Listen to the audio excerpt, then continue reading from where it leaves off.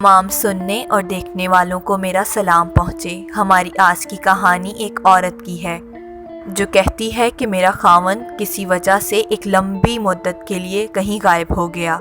اس وقت میں ایک کم عمر بچی کی ماں بھی تھی اور میرا ضعیف العمر باپ بھی ہمارے ساتھ ہی رہتا تھا۔ ہماری غربت اور مفلسی اپنی انتہا کو تھی۔ اکثر اوقات گھر میں کھانا نہ ہوتا، اگر دوپہر کو کھانا مل جاتا تو شام کو بھوکا سونا پڑتا۔ ہم ہر حال میں صبر سے اللہ کا شکر ادا کرتے۔ ایک رات تو بھوک اور مفلسی نے ہمارا وہ امتحان لیا جو اس سے پہلے کبھی نہ لیا تھا۔ میری بیٹی شدید بخار میں مبتلا ہو گئی۔ بچی کا بخار اس قدر شدید تھا کہ مجھے اپنی اور اپنے باپ کی بھوک بھول گئی۔ اس قدر بے کسی اور لاچاری اس سے پہلے کبھی نہ دیکھی تھی۔ جب میری بے قراری حد سے بڑھی تو مجھے اللہ تبارک و تعالیٰ کا یہ قول یاد آ گیا کہ بھلا کون بے قرار کی التجا قبول کرتا ہے جب وہ اس سے دعا کرتا ہے، اور کون اس کی تکلیف کو دور کرتا ہے۔ جی ہاں، ہر قسم کی تکلیف، وہ بھوک کی ہو، بیماری کی، یا غربت و افلاس کی، یا پھر گناہوں کی ہو، اس ذات پاک کے علاوہ کون ہے جو ان سب تکلیفوں کو دور کر سکتا ہے۔ یہ سب باتیں سوچ کر میں اٹھی اور جا کر وضو کیا۔ واپس آ کر بچی کے ماتھے پر پانی سے بھیگی ہوئی پٹی رکھی اور اللہ کے حضور نماز کی ادائیگی کے لیے کھڑی ہو گئی۔ مختصر سی نماز پڑھنے کے بعد ہاتھ اٹھا کر اللہ کے حضور بچی کے حق میں دعا مانگی، اور اس کے بعد بچی کے ماتھے سے پٹی ہٹا کر اسے دوبارہ پانی میں بھگو کر رکھا۔ بچی کے ماتھے پر پٹی رکھنے کے بعد ایک بار پھر نماز کے لیے کھڑی ہو گئی، اور نماز پڑھنے کے بعد ایک بار پھر بارگاہ الہی میں دعا کے لیے ہاتھ اٹھائے۔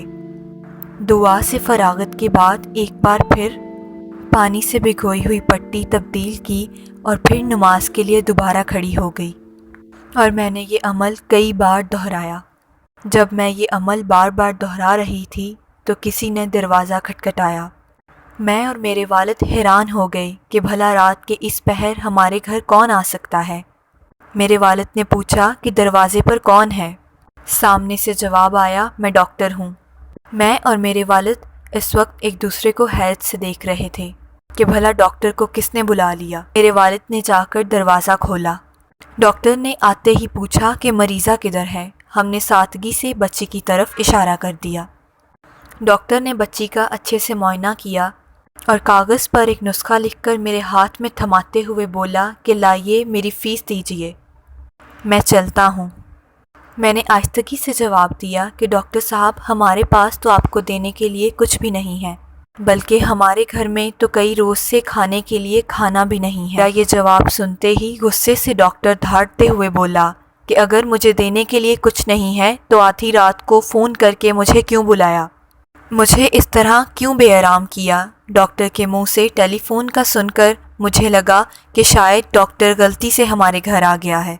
میں نے ہمت کر کے جواب دیا کہ ڈاکٹر صاحب، ہم نے آپ کو ٹیلی فون کر کے نہیں بلایا، بلکہ ہمارے پاس تو ٹیلی فون ہے ہی نہیں۔ میری بات سن کر ڈاکٹر نے پوچھا، اچھا تو کیا یہ فلاں شخص کا گھر نہیں ہے؟ میں نے بتایا کہ ڈاکٹر صاحب نہیں، فلاں شخص تو ہمارا ہمسایہ ہے۔ یہ سن کر ڈاکٹر تھوڑا خاموش ہو گیا اور ہمارے گھر سے نکل کر ہمارے ہمسائے کے گھر چلا گیا، اور ہم شرمندگی سے اپنے گھر میں بیٹھے رہے۔ تھوڑی ہی دیر گزری تھی کہ ڈاکٹر ایک بار پھر ہمارے گھر آ گیا۔ آنکھوں میں آنسو اور روتی ہوئی آواز کے ساتھ بولا کہ اللہ کی قسم، تمہارے گھر سے اس وقت تک نہیں جاؤں گا جب تک تمہارا قصہ نہ سن لوں۔ میں نے ڈاکٹر کو اپنا پورا قصہ سنا ڈالا کہ کس طرح میں بچی کے ماتھے پر پانی کی پٹیاں رکھ رہی تھی اور اللہ کے حضور دعا مانگ رہی تھی۔ یہ سن کر ڈاکٹر جلدی سے اٹھا اور تھوڑی دیر بعد ہی ہمارے لیے رات کا کھانا، بچی کے لیے دوائیں اور کچھ گھریلو ضروریات کا سامان لے کر واپس آیا۔ ساتھ ہی اس نے ہمیں بتایا کہ اس کی طرف سے ہمیں ہر ماہ تنخواہ ملتی رہے گی اس وقت تک جب تک اللہ چاہے گا۔ جی ہاں، یہ اللہ پر بھروسے کی کہانی ہے۔ میرے محترم عزیزو، چاہے جیسے بھی حالات ہوں، ہمیں اللہ پر بھروسہ کرنا چاہیے۔ یقیناً جو لوگ اللہ پر بھروسہ رکھتے ہیں، اللہ ان کی مدد ضرور کرتے ہیں۔ دوستو، ہم امید کرتے ہیں کہ آپ کو یہ کہانی پسند آئی ہوگی۔ اگر یہ کہانی آپ کو پسند آئی ہے تو لائک ضرور کریں اور مزید ایسی کہانیوں کے لیے ہمارے چینل کو سبسکرائب کریں۔ ہماری ویڈیو کو آخر تک دیکھنے کے لیے آپ کا شکریہ۔